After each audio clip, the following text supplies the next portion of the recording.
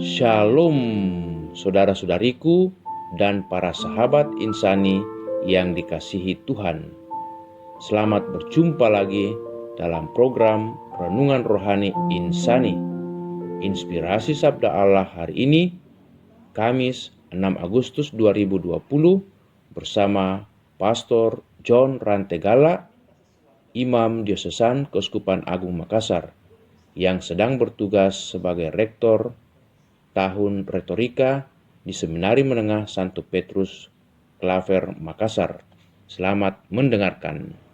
Saudara-saudari yang terkasih, salam sehat untuk Anda semua. Selamat berjumpa bersama dengan saya, Pastor John Rantegala. Saya akan membantu Anda untuk mendengarkan dan juga merenungkan bacaan yang disiapkan oleh gereja hari ini. Hari ini adalah pesta Yesus menampakkan kemuliaannya. Dan bacaan yang disiapkan oleh gereja hari ini dari Injil Matius pasal 17 ayat 1 sampai 9. 6 hari kemudian, Yesus membawa Petrus, Yakobus dan Yohanes saudaranya, dan bersama-sama dengan mereka ia naik ke sebuah gunung yang tinggi. Di situ mereka sendiri saja. Lalu Yesus berubah rupa di depan mata mereka. Wajahnya bercahaya seperti matahari dan pakaiannya menjadi putih bersinar seperti terang. Maka nampak kepada mereka Musa dan Elia sedang berbicara dengan dia. Kata Petrus kepada Yesus, "Tuhan, betapa bahagianya kami berada di tempat ini. Jika Engkau mau, biarlah kudirikan di sini 3 kemah. 1 untuk Engkau, 1 untuk Musa, dan 1 untuk Elia." Dan tiba-tiba sedang ia berkata-kata, turunlah awan yang terang menaungi mereka, dan dari dalam awan itu terdengar suara yang berkata, "Inilah anak yang kukasihi, kepadanya lah aku berkenan, dengarkanlah dia." Mendengar itu tersungkurlah murid-muridnya dan mereka sangat ketakutan. Lalu Yesus datang kepada mereka dan menyentuh mereka sambil berkata, "Berdirilah, jangan takut." Dan ketika mereka mengangkat kepala, mereka tidak melihat seorang pun kecuali Yesus seorang diri. Pada waktu mereka turun dari gunung, Yesus berpesan kepada mereka, "Jangan kamu ceritakan penglihatan itu kepada seorang pun sebelum Anak Manusia dibangkitkan dari antara orang mati." Demikianlah Injil Tuhan kita. Terpujilah Kristus. Saudara-saudari terkasih, perlukah kita berdoa? Tentu saja doa sangat penting dalam hidup kita, bukan? Ketika kita berdoa, doa itu mengubah hidup kita, dan saya mengalami itu. Doa mengubah hidup saya. Doa bukan hanya sekedar kita berkata-kata dengan bibir kita atau dengan mulut kita, tetapi lebih dari itu. Ketika kita berdoa, seluruh diri kita, hati kita harus terarah kepada Tuhan. Bacaan hari ini hal yang sama kita dengarkan, bagaimana Petrus, Yakobus dan Yohanes sama-sama dengan Yesus ke atas gunung. Saya kira Anda tahu, di atas Bukit Tabor. Dan di situ ketika mereka tinggal di sana, Yesus itu berubah rupa. Karena di sana ada juga, mereka lihat ada Musa dan Elia. Dan menarik bahwa ketika Yesus berbicara dan berdoa bersama dengan mereka, wajah Yesus itu berubah. Pakaiannya berkilau-kilauan, sangat terang. Sehingga saya bisa mengatakan dan merenungkan bahwa ketika kita berdoa seperti Yesus, doa itu mengubah kita. Ya, tentu saja bukan pakaian kita yang akan berkilau-kilauan, tetapi doa mengubah seluruh hidup kita.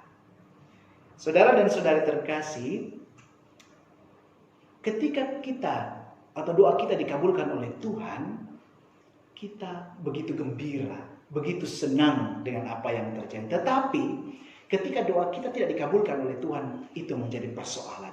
Orang mulai mempertanyakan, Tuhan, kenapa bisa? Saya ini rajin devosi, saya rajin doa rosario, saya rajin ikut ekaristi, rajin pergi ke gereja misa, ikut kegiatan kategorial, terus saya juga aktif di masyarakat dan lain-lain sebagainya. Tetapi kok saya minta ini saja kok tidak dikabulkan oleh Tuhan? Kita mulai mempertanyakan keberadaan Tuhan. Apakah Tuhan pilih kasih atau bagaimana? Nah, saudara terkasih, apakah Anda punya anak? Katakanlah anak itu misalnya Anda punya anak usia 3 atau 4 tahun. Suatu hari dia meminta HP kepada Anda. Mama atau papa, mami, daddy, saya minta HP-nya. Atau dia menangis dan sebagainya. Apakah Anda akan berikan HP itu kepada dia? Ya? Sebagai ibu yang baik atau bapak yang baik, tentu saja Anda tidak akan memberikan HP itu kepada anak itu. Mengapa? Karena dia masih terlalu kecil untuk menerima HP. Yang kita tahu sekarang banyak ibu-ibu, bapak-bapak supaya tidak diganggu oleh anaknya, dia lagi masak atau lagi baca koran, anaknya ganggu dia. Apa yang dilakukan? Ya, dia kasih saja HP-nya supaya anak itu sibuk dengan HP-nya, sibuk dengan gadgetnya dan lain sebagainya, sehingga tidak lagi mengganggu dia. Tetapi ibu dan bapak yang baik akan tahu bahwa kalau saya berikan HP ini, maka anak saya itu akan sibuk sendiri di kamarnya.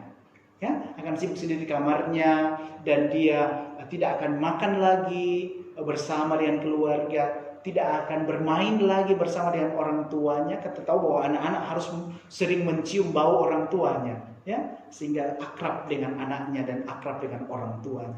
Harus ada relasi yang baik. Tetapi kalau tidak ada itu, maka dia akan sibuk sendiri di tempatnya. Sehingga apa yang terjadi? Orang tua itu tidak mengenal anaknya dengan baik dan anak-anak tidak mengenal dengan baik orang tuanya. Karena untuk hidup bukan hanya fisik atau kemampuan intelektual yang dimiliki, tetapi juga harus ada apa? Social skill. Harus ada keterampilan bersosialisasi dengan orang lain dan itu sangat dibutuhkan, tapi itu tidak dimiliki. Maka kalau orang tua yang baik, dia tidak akan memberikan HP itu kepada anaknya meskipun anak itu minta. Nah, hal yang sama dengan Tuhan. Tuhan tahu memberikan yang terbaik untuk anaknya. Ketika kita minta sesuatu dan Tuhan tidak mengabulkan, mungkin Tuhan mengatakan belum saatnya. Kamu harus lebih bersabar. Biarkan Tuhan menjawab doa kita. Bukan seperti yang kita kehendaki, tetapi biarlah Tuhan menjawabnya sesuai dengan kehendaknya.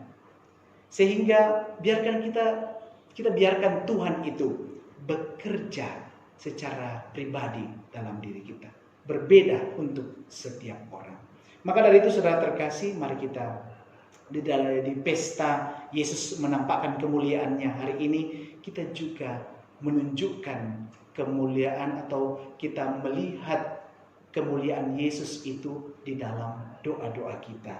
Bagaimana kita menunjukkan ikut serta dengan Yesus di dalam kemuliaannya hari ini lewat doa-doa kita. Dan biarlah doa-doa itu sungguh mengubah kita dan tidak memaksa Tuhan untuk menjawab doa-doa kita, tetapi biarkan Tuhan bekerja.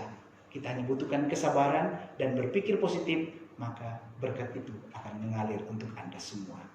Tuhan memberkati Anda dan keluarga. Amin. Terima kasih saudara-saudariku dan para sahabat Insani yang dengan setia mendengarkan sabda Allah bersama Pastor John Rantegala. Saya, Pastor Marcel Lolotandung, mengucapkan berlimpah terima kasih kepada Pastor John.